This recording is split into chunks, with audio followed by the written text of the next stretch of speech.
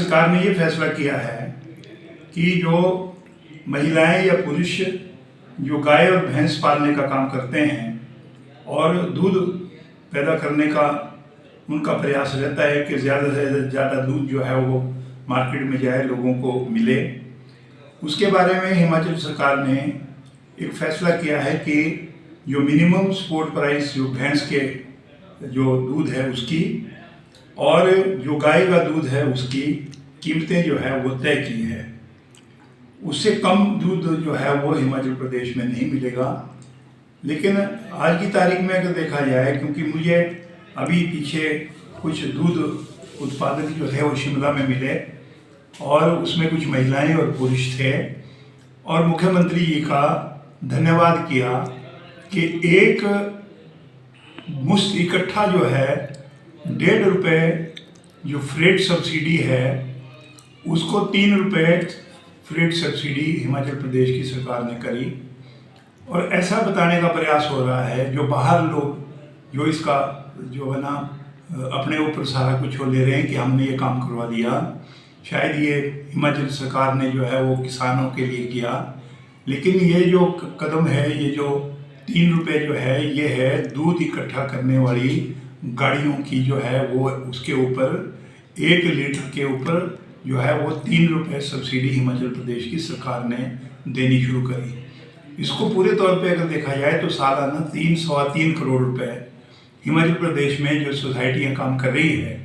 उनको जो है ये सब्सिडी जो है वो उनको जाएगी। और प्रश्न ये है कि क्या वो जो सब्सिडी है जो दूध इकट्ठा करके मार्केट तक ले जाने का काम करती हैं उनको सब्सिडी देके क्या वो महिला वो पुरुष जो गाय और भैंस पालने का काम करते हैं क्या उनको उसका फ़ायदा हुआ? हो ही रहा है कि ये जो महिला है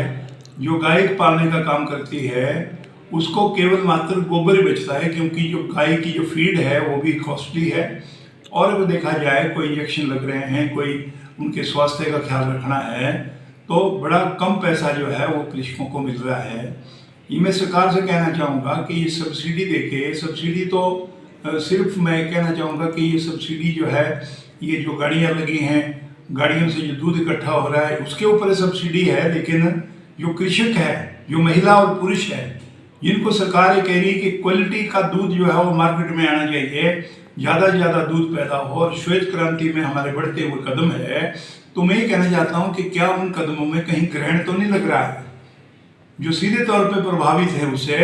उनको चाहिए ये कि सरकार दोबारा से इसको सोचे कि जो सब्सिडी है जो आप दे रहे हैं 3 रुपये लीटर के हिसाब से, वो किसानों को मिलनी चाहिए, ना कि दूध इकट्ठे करने वाले जो है ना लोगों को मिलनी चाहिए। साथ में ये भी देखा जाना चाहिए कि वो जो गाड़ियाँ जिनसे दूध इकट्ठा हो रहा है वो किसकी गाड़ियाँ हैं। वो शिमला डिस्ट्रिक्ट से एक गाड़ी आती है, तीसरे दिन आती है वो, और तीसरे दिन एक बड़ी गाड़ी आएगी तो उसका किराया कितना है? 1,30,000 रुपये जो है वो डेस्टिनेशन तक उसका है। अब देखना ये है कि वो गाड़ी किसकी है भाई? क्या गाड़ी किसी नौजवान की जो है ना अनएम्प्लॉयड लोग है उसकी है?